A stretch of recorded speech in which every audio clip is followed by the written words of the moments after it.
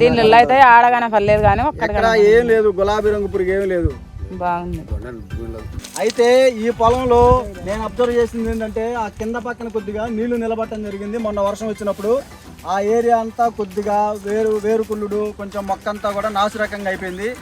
ఫస్ట్లో ఏవైతే ఎర్ర చెట్లు ఉన్నాయో అవి అంతే పోయినాయి ఎర్రయి, కాకపోతే వాటికి కూడా పత్తి పగిలింది అక్కడక్కడ. ఇదేంటంటే వర్షానికి అయింది. ఇది ఎర్ర గులాబీ రంగు పురుగు కూడా కాదు, ఇది వర్షానికి ఇట్లా పాడైపోయింది. ఇది అది వాన పట్టుకొని అది నల్లగైంది అంతే, వాన వల్ల నల్లంగా అయింది. ఇది గులాబీ రంగు పురుగు కాదు ఇది. మళ్ళీ పైన ఎన్ని కాయలు ఉన్నాయి చూడండి. నికితా నూనెలు కొడితే తోట ఈ రకంగా పెరిగిద్ది. నా ఎత్తుంది చూడండి, నేను లోపల పోతే నా ఎత్తుంది. ఆ శనిపోతే నీకు అడెత్తుంది కదా.